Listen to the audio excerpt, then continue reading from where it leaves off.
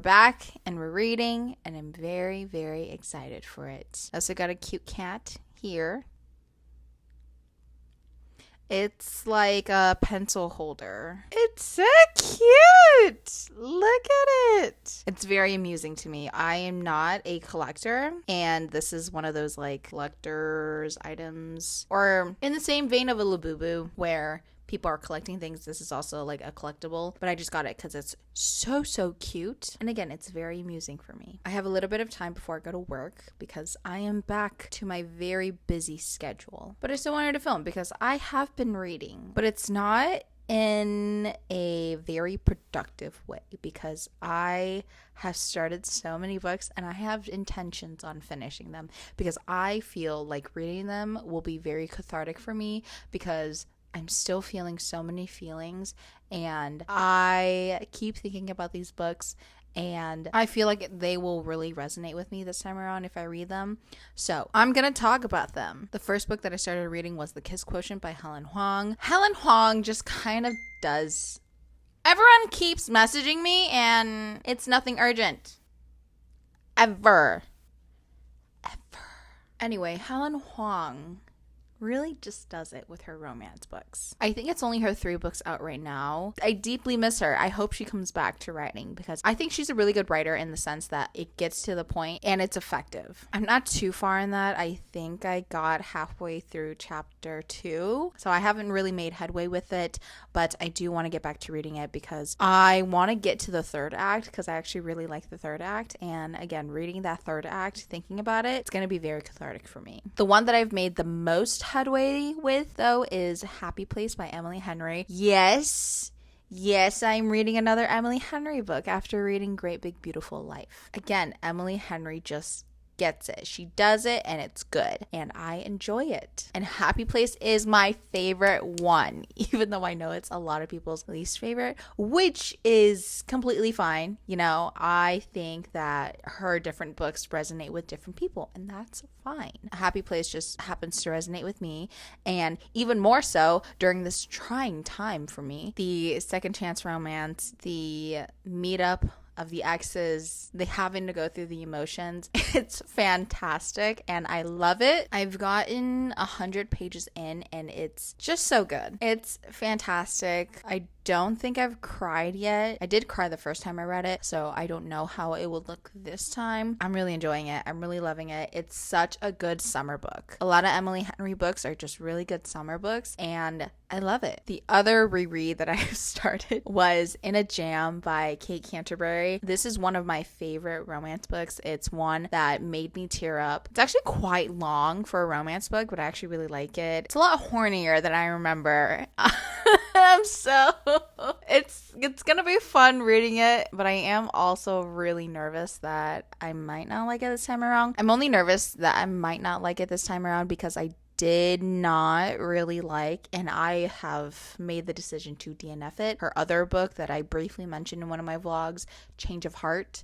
That is also a really long romance book, and it really just has to do with me. I feel like things are happening way too early in the book, and we're only 50% of the way in there. I felt like a 3rd act should have popped up, but we were only halfway through, so I decided to DNF it. I just can't commit myself to something like that right now.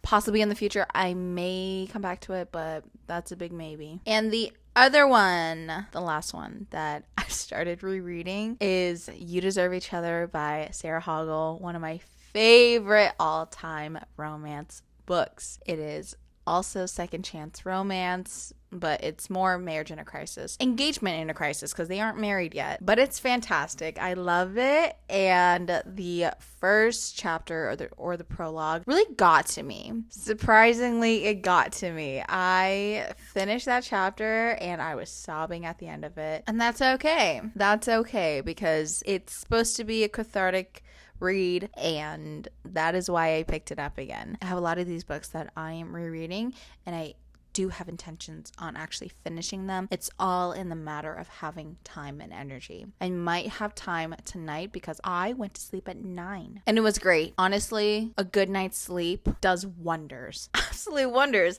And I know this. I know this to my core because it's happened many times. That is what's in store for this video. By the end of this video, I really hope that I have finished one of those 4 books. So we will see. Okay?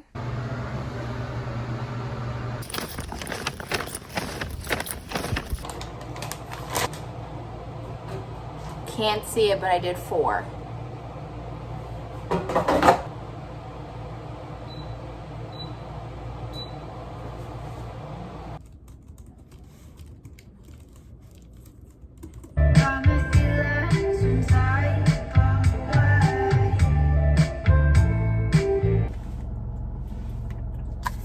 We're going home.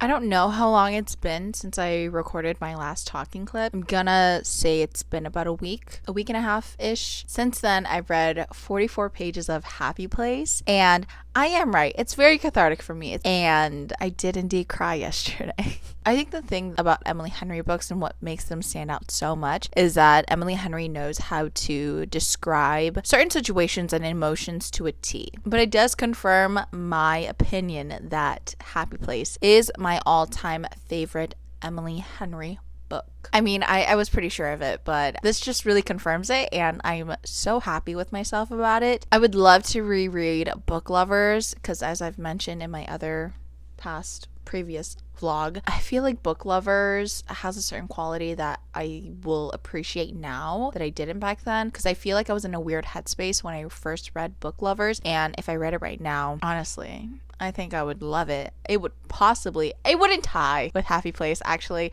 It would come very close, because I'm thinking about Great Big Beautiful Life again, and as I'm sitting with it a little bit more, it wasn't as spectacular as I thought it would be. I think it mostly has to do with that 3rd act. I feel like the 3rd act really makes a romance book, and I feel like Emily Henry's 3rd acts are usually very prominent. The 3rd act for Great Big Beautiful Life just didn't really hit well with me. Like, it was shocking, but not shocking, because we kind of saw it coming, which is, always good. A plot twist is good when you could have connected the dots, but you initially didn't, so I'm not knocking that plot twist. I think the plot twist was still really good. I think it just has to do with like the drama of it. I wanted more drama, and I think because I've already mentioned this before, the story is filled with all this historical drama that I thought the book was going to take that same dramatic turn, but it didn't, and that's fine. That was just what I was wanting, and I felt like could have pushed my ranking for it a little bit higher. Otherwise, I'm slowly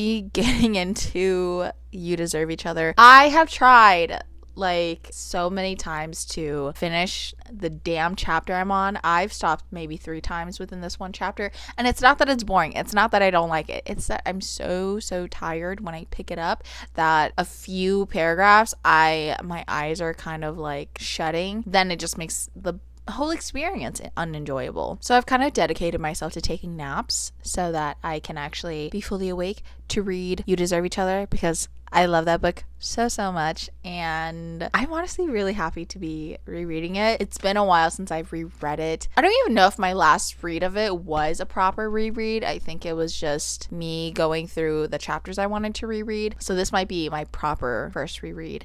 So I'm excited about it. It's already making me feel very giddy, even though I've been reading the same chapter for a couple days now. But we're getting along with that. I haven't really read any of the other ones that I've mentioned. So these 2 are going to be kind of the books that I talk about and the ones that I'm really going to shoot to finish. I feel good about that. These are really good romance books, and I'm glad I'm doing this for myself. I deserve to read good books, and here we are.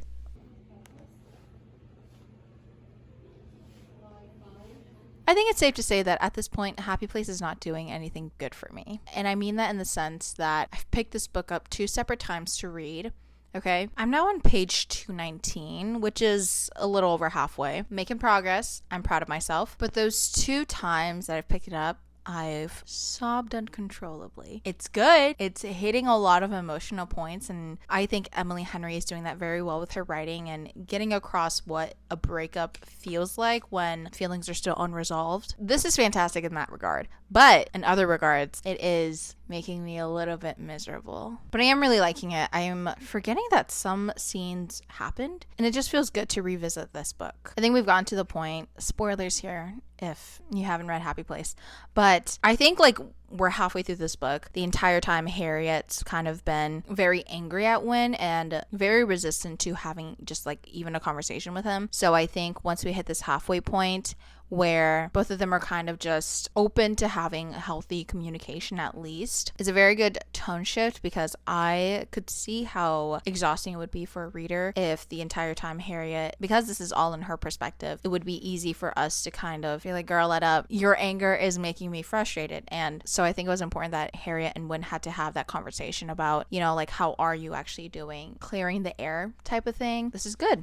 I really like it. Since I'm home early and I have a whole Saturday to myself, it's almost like 6 right now. I consider that early, getting home early. I think I'm going to read. I want to try to finish this book because this is the book that I'm furthest in. And then I do want to get to reading You Deserve Each Other because I love that one. And it's been a while since I read it. And again, I think I'm second guessing it because this book turns out that it's not really helping me. It's a good distraction. Not really a distraction, honestly. It's a good piece of art to make me feel miserable about myself in some sense. Gotta love books. I love them. I really do want to get into fantasy though. I haven't read a lot this year, and it's just been a lot of rereading the past few weeks, and I do really want to get at least one fantasy book in because I just think it would change my life's trajectory in a very good and positive way. Cassandra Clare, I'm looking at you. You didn't do that for me last year. You did change my trajectory, which left me not reading fantasy last year. So this year I want to read a good fantasy. I initially started reading Blood Over Bright Haven by M.L. Hoang, but I think I want to save that for a different year, maybe next year, maybe 2 years from now, because that's higher fantasy and I don't know if I want to do that. I mean, obviously, if I'm going to read fantasy, it's going to be high fantasy. There's been a lot of historical fantasy. Is that even a thing? Fantasy based on historical events, fantasy kind of in that vein. I lost my train of thought, so that'll be it for this clip.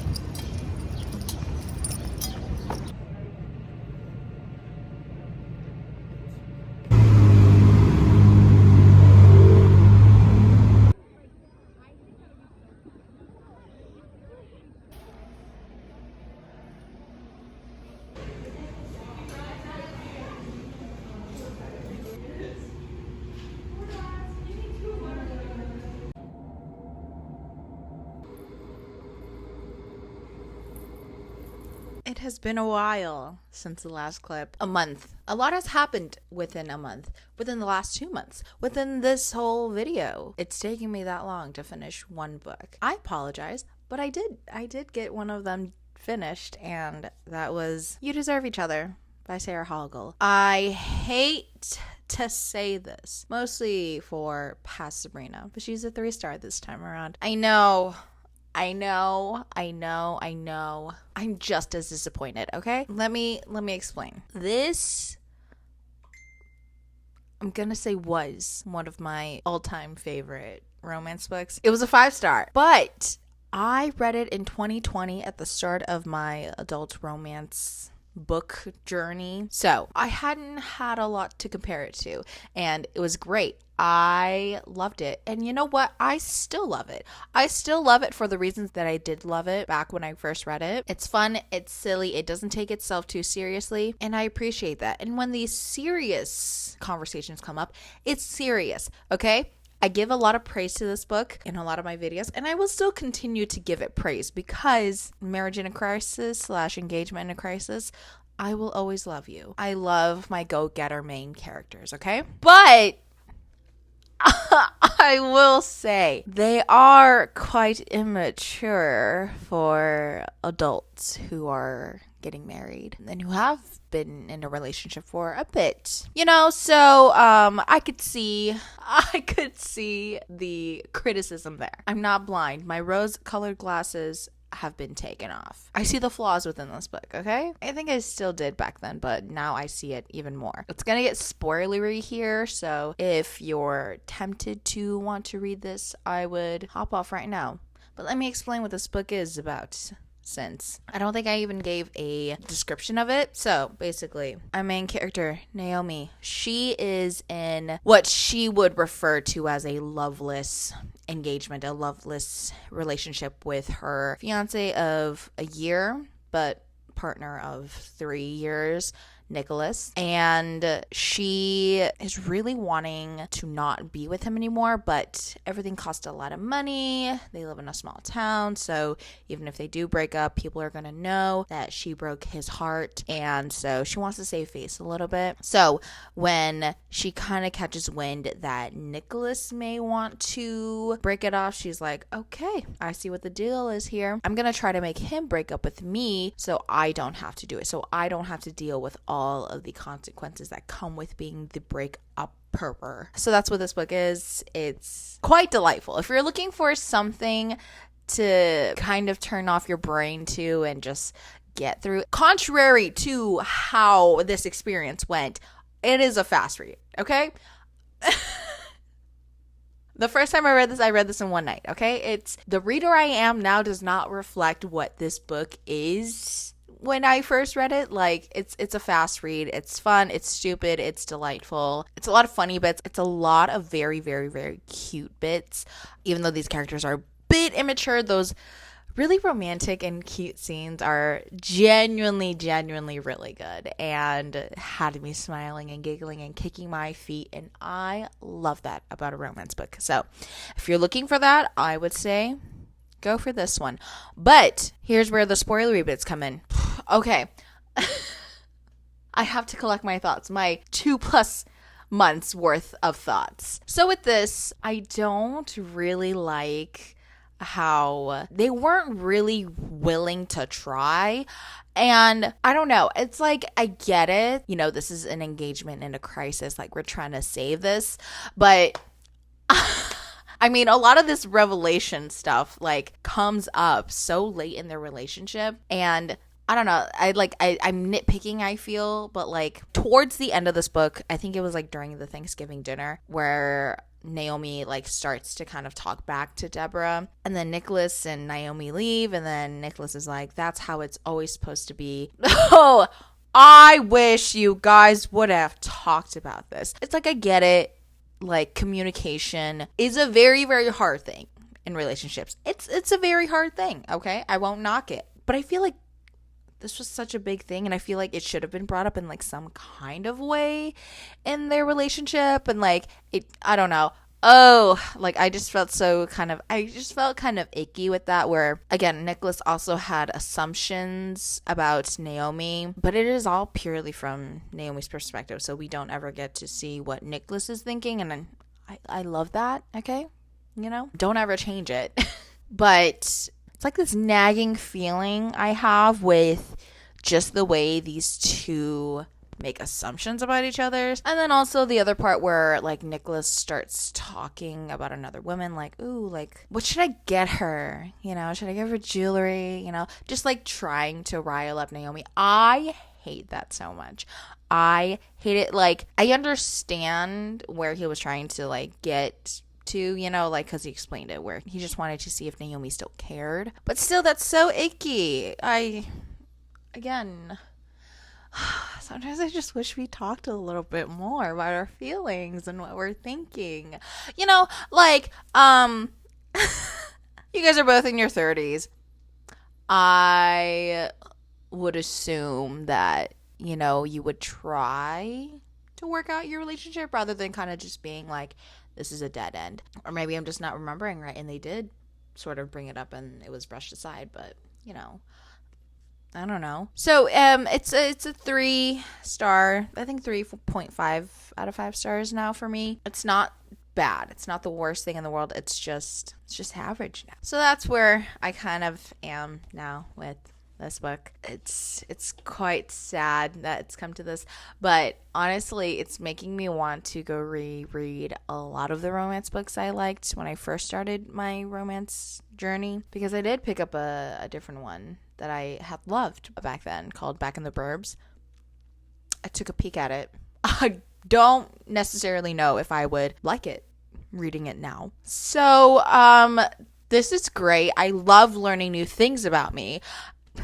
Yeah, I'm going to end it here because I did say that I was going to end the video when I finished one of the books. I have still yet to finish Happy Place. I think I'm still like 65% of the way into it. It's just taking me a really long time to get these things read because I just feel so tired all the time. And we're going to end it because I don't feel like keeping this on my files for another 3 months. So yeah, thank you for staying with me. It's been a long journey and so many things have happened in between, but we are here now. We are here in this place, and it is less than a week from October, so I love it. We're in fall now. I am pretty excited for what the fall has in store for my reading if I get things read.